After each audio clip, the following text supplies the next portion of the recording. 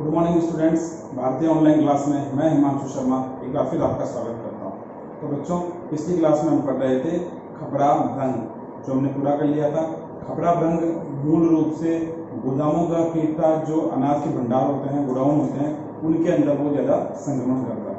अब हम कर रहे हैं फलों संबंधित कीटों के बारे में अध्ययन करेंगे, जो फलों के मुख्य कीट है। तो अपने सिलेबस में फलों संबंधित जो कीट है वो दो हैं, एक तो है बेर की फल मक्खी और दूसरा है अनार की तितली। तो आज हम शुरू करते हैं बेर की फल मक्खी।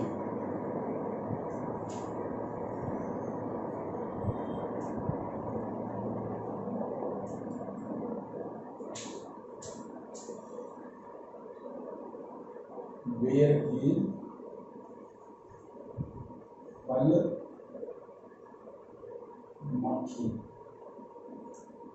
ये अपना आज का टॉपिक है। तो प्रोसीजर वही है अपना कि सबसे पहले वैज्ञानिक नाम की बात करते हैं, फिर उसका वर्गीकरण करते हैं, फिर उसके लक्षण, क्षति महत्व, जीवन चक्र और प्रबंधन की बात करेंगे। तो शुरू करते हैं सबसे पहले इसका वैज्ञानिक नाम। जो बेर की फल मक्खी है उसका वैज्ञानिक नाम है कार्पोमिया वेसुवियना।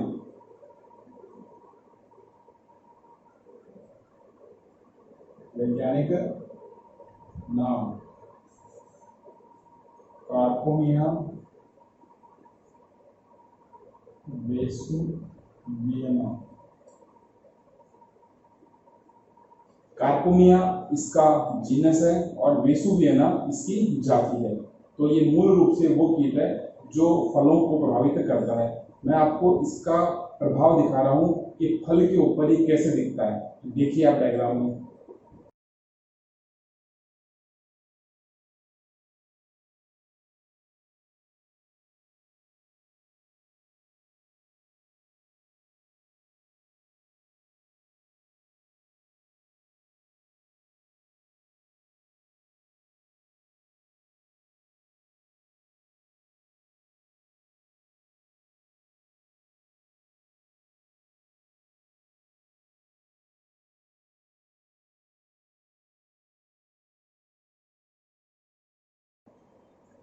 तो आपने देखा कैसे इस प्रजाति के कीट, ये कीट कैसे फल को, बेर को किस प्रकार से संक्रमित करता है। आपने इसको प्रैक्टिकली भी देखा होगा। कभी आपने बेर खाए होंगे तो बेर को जैसे तोड़ते हैं तो अंदर से आपने कीड़ा देखा होगा, अपन उसी पर एडजस्ट कर रहे हैं। तो वो अपना आज का मुख्य बिंदु है। तो शुरू करते हैं इसका वर्गीकरण।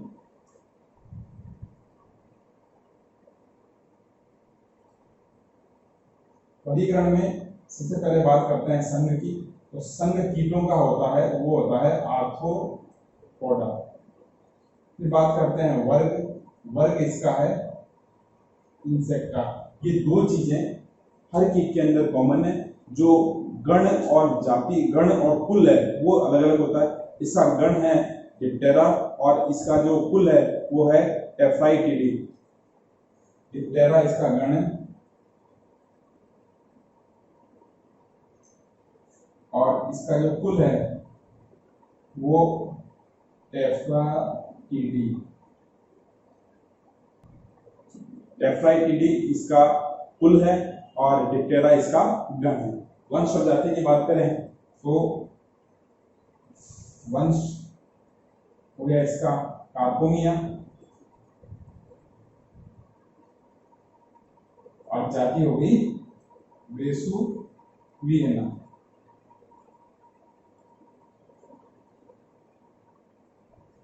ये इसकी जाति होगी। तो ये था इसका वर्गीकरण। तो अब आगे शुरू करते हैं। यह कीट मूल रूप से विश्व के मुख्य जो बेर उत्पादक देश हैं उनको प्रभावित करता है। इनके अंदर है भारत, पाकिस्तान, टर्की, चीन। ये जो राष्ट्र हैं ये सबसे ज्यादा प्रभावित है।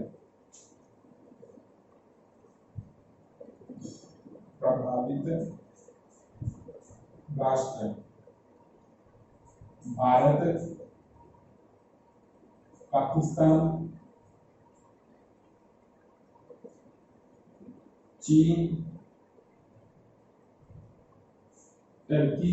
सबसे ज्यादा प्रभावित है भारत, पाकिस्तान, चीन और टर्की। ये इससे इफेक्टेड है। फिर बात करते हैं इसके लक्षणों की। लक्षणों से पहले मैं आपको इस कीट का डायग्राम दिखा रहा हूं। आप इस डायग्राम को देखिए।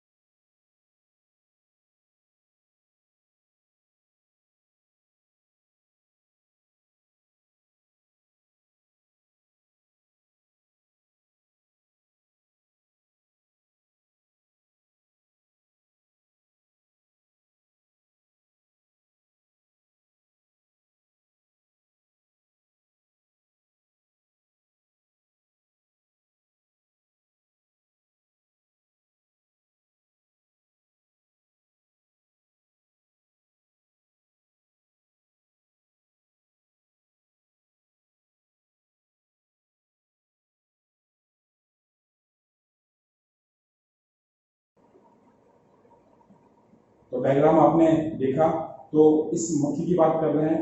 डायग्राम के साथ साथ में आपको जो छोटे संरचना दिख रही थी वो इसके लार्वा है, इसके मेगट है, तो दोनों चीजें आपने देखी हैं। तो अब शुरू करते हैं वयस्क कीट के बारे में।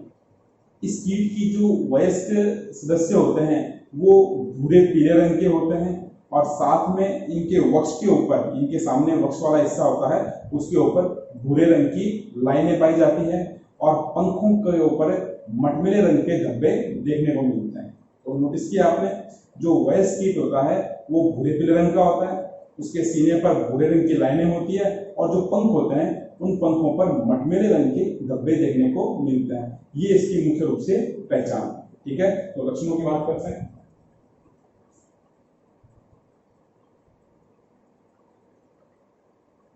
वयस्क रंग भूरा पीला, वक्ष पर भूरी लाइनें, और पंख जो होते हैं उन पर मटमैले धब्बे देखने को मिलते हैं। तो ये इसकी मुख्य विशेषता होती है। अब बात करते हैं क्षति और महत्व।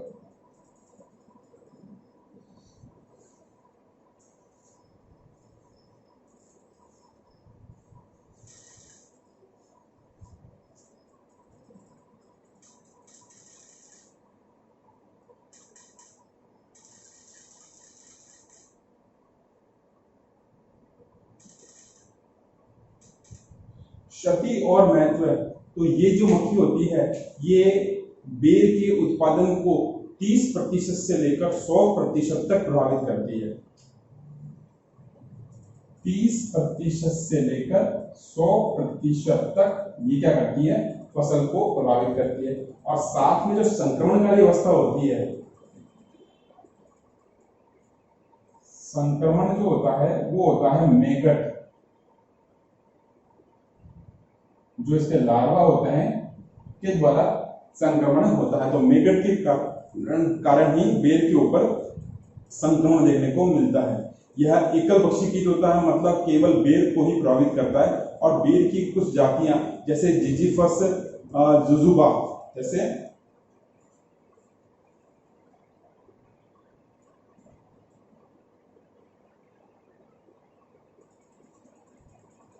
ये बेर का साइंटिफिक नेम है, ये बेर का वंश हो गया, और ये जातियां तो जिजीफस जुजुबा हो गया, जिजीफस मोरिसियाना, ये जो जातियां होती है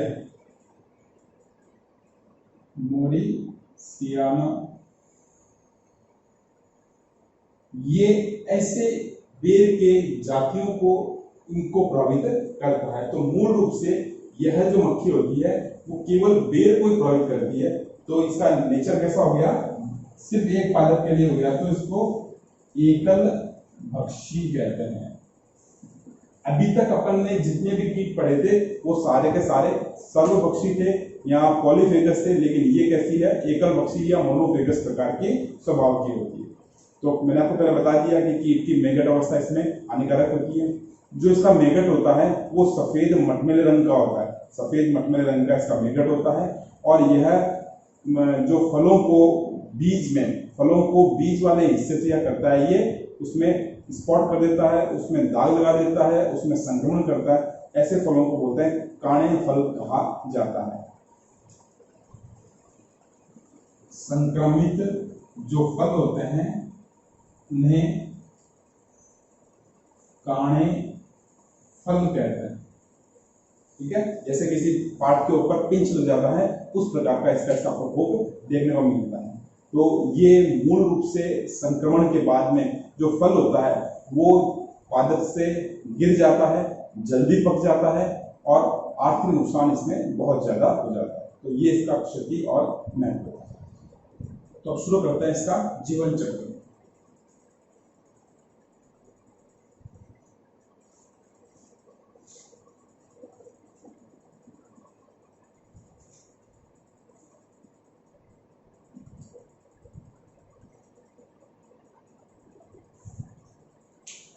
जीवन चक्र शुरू करने से पहले मैं आपको इसका डायग्राम दिखा रहा हूं। डायग्राम देखिए आप।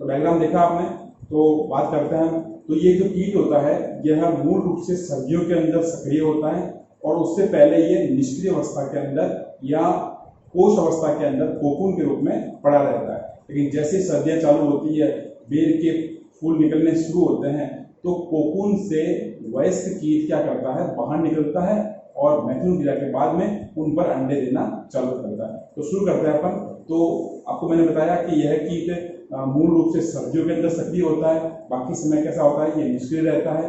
जो वयस्क मक्खी होती है वो बेर पर जो फूल लगे होते हैं, जो बेर पर फूल लगे होते हैं, छोटे फल होते हैं, उनके आसपास मंडराती रहती है। कारण मैथुन क्रिया के पश्चात ये अंडे देने के लिए उचित स्थान की तलाश करती है। जो इसकी वयस्क मक्खी होती है वो बहुत तेजी से उड़ सकती है। तो ये मक्खी क्या करती है, बेर के फल की सतह के ऊपर सूक्ष्म रंध्र करती है। ये मक्खी बेर की फल की सतह पर सूक्ष्म रंध्र करके 1 mm गहराई के अंदर अपने अंडे तंतु के रूप में छोड़ देती है। देखो कैसे, ये जैसे बेर का फल है, तो ये भीतर ये इसका गुठली वाला पार्ट आ गया, ठीक है। मैं आपको बेर के फल का एलएस दिखा रहा हूं साथ में। तो अब क्या करता है, देखो ये यहां पर अपने अंडे क्या करती है, रिलीव करती है इस साइड से, ठीक है। बड़ा करता हूं डायग्राम, देखो आप।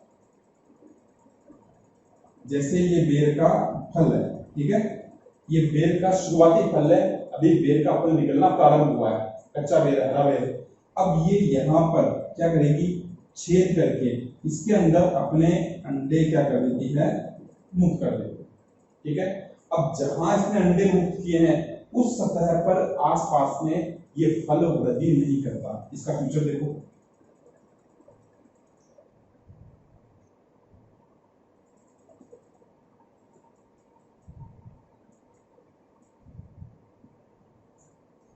ये पूरा गोल था, लेकिन अंडे यहां दिए थे इसने, ये देखो अंडे यहां दिए थे ना, तो अंडे दिए हुए स्थानों पर फल वृद्धि नहीं करता। तो फल का आकार कैसा हो गया, यहां से फल खराब हो गया। ऐसे फलों को बोलते हैं काणे फल कहते हैं, ठीक है। अब इसके बाद ये जो इसका अंडा था, अंडे थे, वो अंडे लार्वा में बदलते हैं, मेगट में बदलते हैं। और मेगट में बदलने के बाद ये जो बेर की गुठली होती है, देखो गुठली आपको दिख रही है,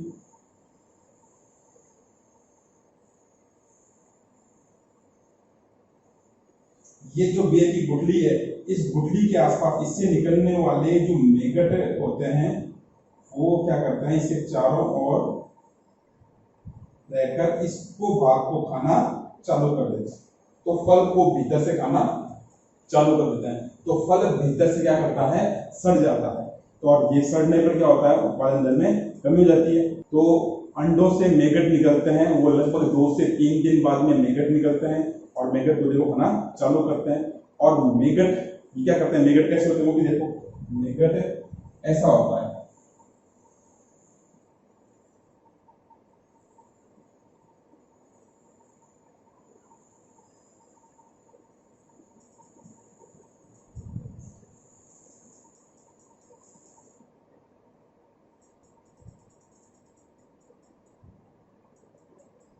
ये पूरा पूरा मेगट है और मेगट के चारों ओर ये स्किन होती है, ये त्वचा का आवरण होता है, ठीक है। अब मेगट लगभग कितने दिन बाद में, 7 से 10 दिन के बाद में फल के अंदर क्या कर रहा है, मेगट दूल्हे को खाना चालू कर रहा है। दूल्हे को संक्रमित कर दिया उसने, गुठली संक्रमित हो गई आसपास के अंदर। अब उसके बाद में 7 से 10 दिन बाद में ये जो मेगट होता है ये स्किन को तोड़ता है। देखो ये देखो, ये टूट रही है स्किन, इस स्किन को तोड़कर इस चमड़ी से ये बाहर निकलता है और बाहर निकलकर धीरे धीरे पादप की जड़ के अंदर मिट्टी में प्रवेश कर जाता है। और मिट्टी में प्रवेश करने के बाद में ये लगभग 6 से 15 दिन के अंदर उचित स्थान पहुंचकर गहराई में क्या करता है, कोकून का निर्माण करता है और ये निष्क्रिय अवस्था में वहां पड़ा रहता है। और कोकून से फिर लगभग अगर अनुकूल अवस्था रहती है, उचित इसके लिए तापमान और इसके लिए नमी रहती है, तो लगभग 14 से 30 दिन के अंदर उससे क्या करता है, ये वापस बाहर निकल जाता है और बाहर निकलकर फिर वापस बेर के फलों पर क्या करता है, अंडे देना प्रारंभ कर देता है मैचुर मीडिया के बाद में, और जीवन चक्र इस प्रकार चलता रहता है। तो ये था इसका जीवन चक्र। तो ये जीवन चक्र इसका 24 दिन का होता है, तो बहुत छोटा सा जीवन चक्र है।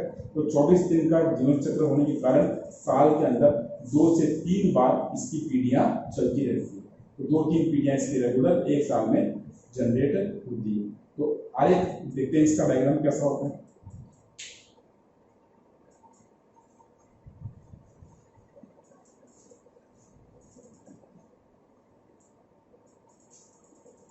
तो अंडों से निकला क्या, मेगट निकल बनाता है कोकून, और कोकून से वयस्क। ये इसका जीवन चक्र।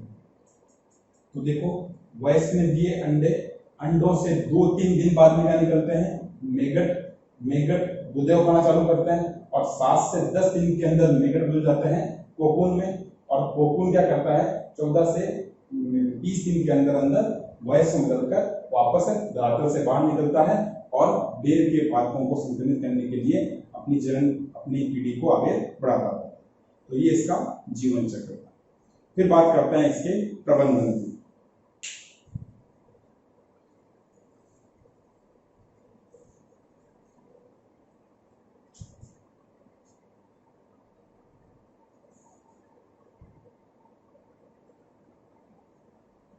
इसके प्रबंधन को हम 2 चरणों में देखते हैं। एक तो होता है सस्य प्रबंधन और दूसरा होता है रासायनिक प्रबंधन।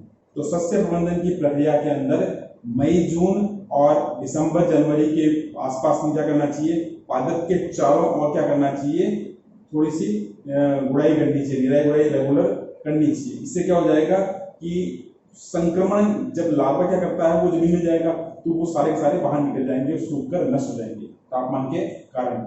तापमान मई जून में तो क्या हो गया, तेज हो गया, और दिसंबर जनवरी के अंदर वो वहां पर नवंबर दिसंबर में वहां पर प्रवेश नहीं कर पाएंगे। तो ये एक बढ़िया तरीका है जिसके द्वारा हम बिना किसी रसायनों का प्रयोग करके सिर्फ गुड़ाई करके उनको आसानी से नष्ट कर सकते हैं।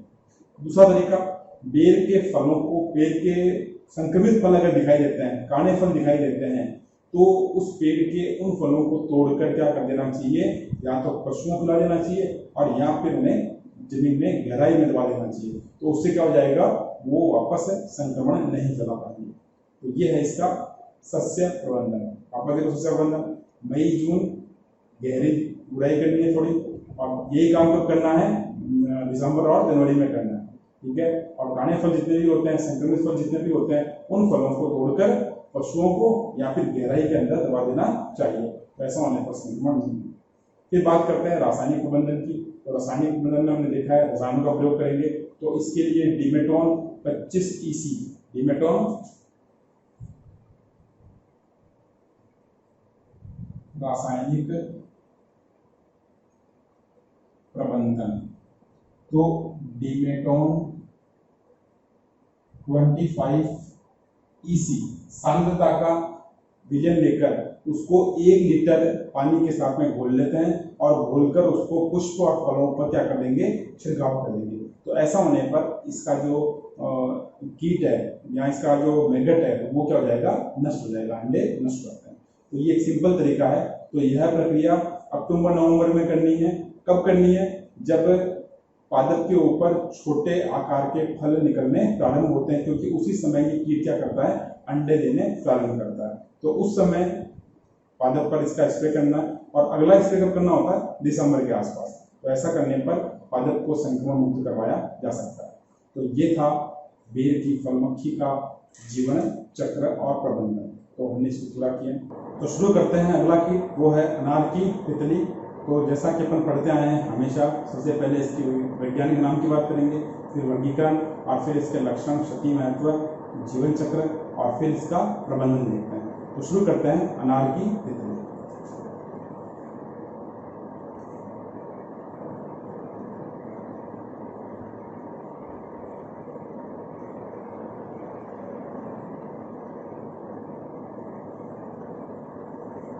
अनार की तितली, इसका वैज्ञानिक नाम होता है, वो होता है वीराकोला आइसोसेक्रेटस। वैज्ञानिक नाम बताए, मिराकोला आइसोक्रेटस। मिराकोला इसका वंश हो गया और आइसोक्रेटस हो गई इसकी जाति हो गई। आइसोक्रेटस इसकी जाति हो गई। फिर इसका करते हैं वर्गीकरण। तो वर्गीकरण में जो अपन करते हैं संघ, संघ हो गया इसका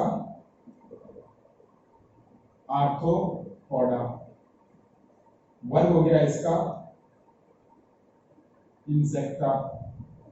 गण, आपको पहले बताया है गण और कुल ही अलग होता है। इसका गण होता है लेपिडोप्टेरा और इसका जो कुल होता है वो होता है लाइकेनिडी, लेपिडोप्टेरा।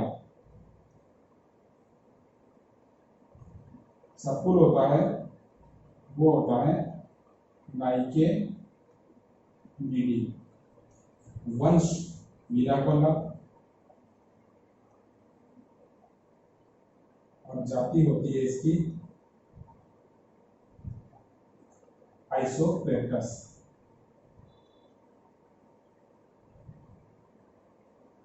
ये इसका वर्गीकरण हो गया। फिर बात करते हैं इसके प्रकोप की। तो प्रकोप इसका संपूर्ण भारत तो है ही, उसके अलावा भारत के पड़ोसी देश जितने भी है उन सब में अनार के पादप को क्या करता है, ये प्रभावित करता है। ठीक है, अब करते हैं इसके लक्षण। लक्षण शुरू करने से पहले मैं आपको ये दिखा रहा हूँ डायग्राम, देखिए आप उसका।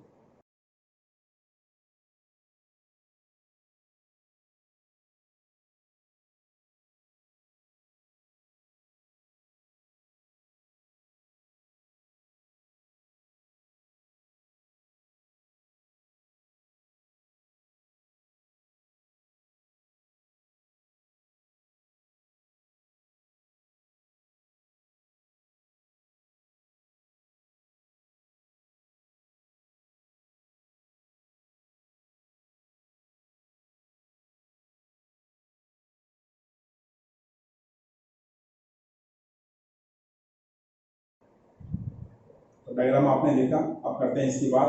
तो जो इसका वयस्क होता है वो चमकदार नीले रंग की तितली होती है। ये तितली कैसी होती है, शाइनेबल होती है, चमकती है, नीले रंग की होती है। और जो मादा कीट होता है वो भूरे रंग की होती है।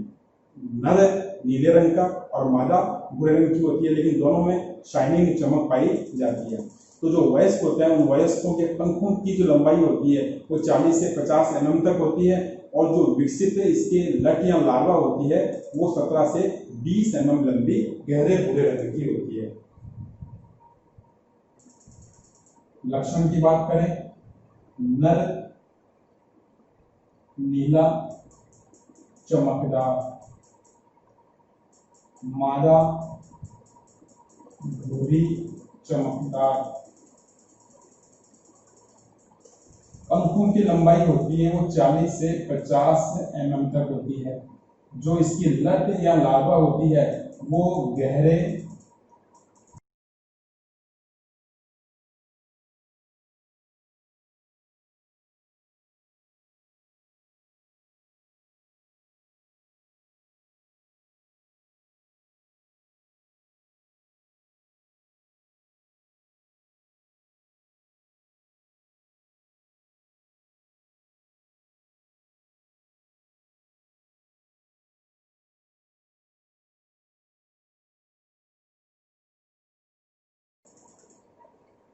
गहरे भूरे रंग की होती है और इसकी लंबाई होती है वो 17 से 20 mm होती है। गहरा भूरा रंग और लंबाई 17 से 20 mm तक ये लंबी होती है। ये इसके हमने बात की है, लार्वा की बात की है। फिर इस लट के पूरे शरीर के ऊपर छोटे बाल पाए जाते हैं जो कड़क होते हैं और पूरे सतह के ऊपर सफेद रंग के धब्बे पाए जाते हैं। तो इस लट की पहचान होती है। तो लट की पहचान कैसे हुई, देखो लट डायग्राम में देखो आप।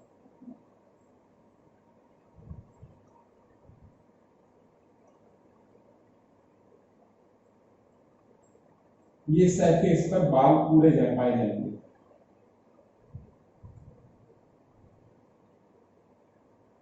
ये इस प्रकार से रोमिल होती है। साथ में सफेद रंग के इसके ऊपर धब्बे देखने को मिलते हैं। तो ये इसके लक्षण थे। ठीक है, अब शुरू करते हैं इसका क्षति और महत्व। तो ये पॉलीफेगस है, मतलब अभी अपन ने बात की थी बेर की फल मक्खी, वो थी मोनोफेगस यानी एकल पक्षी थी, और ये है बहुपक्षी प्रकृति। वो कैसी होती है? बहुपक्षी, मतलब ये अनार के साथ साथ अन्य पादपों को प्रभावित करती है, और अनार के पादप में ये फल, फूल, पत्ती, उसके तने, उसके कोमल शाखाओं को भी क्या करती है? इन्फेक्टेड करती है। तो यह बेर तो यह अनार के अलावा सेब, बेर और नींबू वर्ग के जो पादप होते हैं, जैसे संतरा है, मौसमी है, इनको भी क्या करती है? संक्रमित करती है। तो ये बहुभक्षी प्रकृति का कीट होता है। इस कीट का जो लार्वा होता है, लट होती है, वो फल के अंदर प्रवेश करके और फल के गूदे को खाना चालू कर देती है, और गूदे के साथ साथ में बीजों को भी क्या कर देती है? नष्ट कर देती है, बीजों को भी खा जाती है। और ऐसा होने पर भीतर से पूरा का पूरा फल होता है वो सड़ जाता है, और फल से तेज दुर्गंध, तेज बदबू निकलना प्रारंभ हो जाती है। और ऐसा होने पर, सड़ाहट उत्पन्न होने पर उस फल में दूसरे जीवाणु या सूक्ष्म जीवों का भी संक्रमण चालू हो जाता है। तो खुद तो नुकसान करता ही है, साथ में दूसरे जीवाणुओं को भी ये करता है, उनके द्वारा भी पादप को संक्रमित करवा देता है। तो इससे जो इंफेक्टेड फल होते हैं वो धीरे धीरे कमजोर हो जाते हैं और मूल शाखा से क्या करते हैं? गिर जाते हैं, और इन फलों से आर्थिक, और इस प्रकार यह संपूर्ण फल को प्रभावित करती है। और इसके प्रकोप से लगभग 40 से 90% तक नुकसान होता है।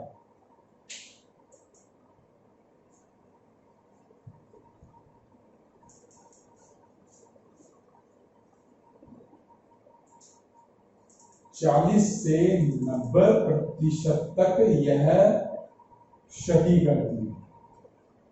स्थिति का प्रकोप यह है कि फसल के ऊपर 40 से 90% पूर्णतया क्षति करती है, तो बहुत बड़ा नुकसान हो जाता है। फिर बात करते हैं इसके जीवन चक्र की। तो जीवन चक्र शुरू करने से पहले मैं आपको इसके जीवन चक्र का डायग्राम दिखा रहा हूँ, देखिए।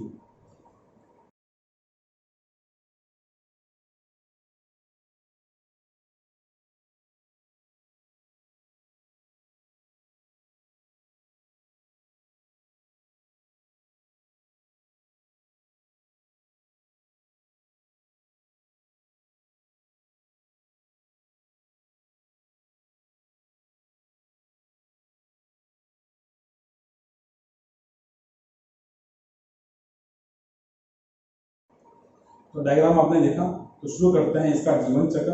तो इसका जीवन चक्र के अंदर मूल रूप से 4 अवस्थाएं पाई जाती हैं: वयस्क, अंडे, अंडों से निकलते हैं लार्वा, और लार्वा से फिर कोकून। ये 4 अवस्थाएं देखने को मिलती है। तो जो कीट होता है वो पूरे साल भर अंडे देता है, और अंडे कहाँ देता है? ये मूल रूप से फलों पर अंडे देता है। और इसकी जो वयस्क कीट होता है, वयस्क तितली होती है, वो चमकीले सफेद आकार के अंडे देती है, चमकीले सफेद अंडाकार आकार के अंडे देती है। और ये अंडे एक एक करके फूलों के दलपुंज के ऊपर दिए जाते हैं। ऐसा होने पर इन अंडों से 7 से 10 दिन के अंदर ही जो लटें बाहर निकलती हैं, वो लटें विकसित होकर वापस फल में घुस जाती है, और फल में घुसकर क्या करती है? गूदे को, उसके बीज को, उसके आंतरिक भागों को खाना चालू कर देती है। ये लटें लगभग 18 से 50 दिन के अंदर अंदर फलों को तक, ये लटें 18 से 50 दिन तक लगातार फलों को खाती रहती है। और ये जो लटें होती हैं, ये उसी फल के भीतर ही कोकून अवस्था धारण कर लेती है। कभी कभी फल का जो डंठल होता है, जहां फल लगा हुआ होता है, ये फल का डंठल है, इस भाग के ऊपर क्या करती है? लट जुड़कर अपने चारों ओर कोकून का निर्माण कर लेती है। क्योंकि फल तो क्या हो जाएगा? ये इस फल को संक्रमित कर देती है, तो फल सड़कर नीचे गिर जाता है। तो डंठल के ऊपर भी कभी कभार कोकून के रूप में निष्क्रिय अवस्था में पड़ी रहती है। और यह कोकून की जो अवस्था होती है वो लगभग 7 दिन से लेकर लगभग 35 दिन तक की अवस्था होती है। तो 7 से 35 दिन के अंदर ये वापस वयस्क में बदल जाती है। तो एक साल में ज्यादातर इसकी 4 क्या होती हैं? पीढ़ियां चलती रहती है। तो इस प्रकार यह क्या अनार के फलों को या सेब नींबू वर्ग के फलों को क्या करती है, प्रभावित करती है। तो ये था इसका जीवन चक्र। अब बात करते हैं अपन इसके प्रबंधन की।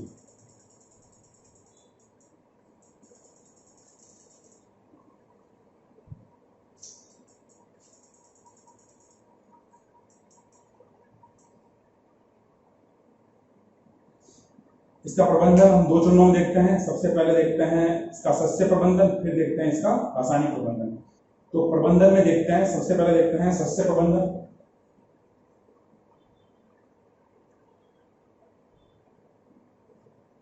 तो सस्य प्रबंधन में फलों पर संक्रमण से पहले, पादप पर अगर इसका संक्रमण प्रारंभ होता है उससे पहले फलों को ढक देना चाहिए। तो ढकने पर क्या हो जाएगा, कीट अपने अंडे उस पर नहीं दे पाएगा या कीट का प्रभाव जनरेट नहीं होगा। तो सबसे बड़ा तरीका होता है फलों को ढककर इससे बचाया जा सकता है। और दूसरा तरीका जो बेर की फल मक्खी में किया था अपन ने, उसमें जो संक्रमित फल होते हैं उनको तोड़कर या तो पशुओं को खिला देना चाहिए या फिर गहराई के अंदर, जमीन के अंदर गहराई के अंदर उनको दबा देना चाहिए ताकि उनका जीवन चक्र वापस प्रारंभ ना हो सके। तो ये इसका सस्य प्रबंधन है। रासायनिक प्रबंधन की बात करते हैं।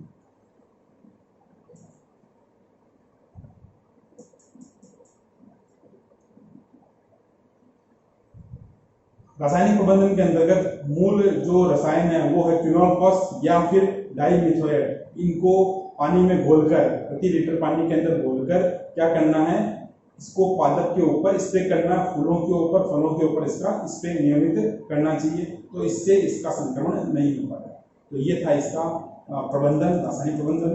तो हमने यहाँ पर अनार की तितली के अंदर उसका वैज्ञानिक नाम, उसका वर्गीकरण, उसका लक्षण, क्षति महत्व, जीवन चक्र और प्रबंधन का अध्ययन किया।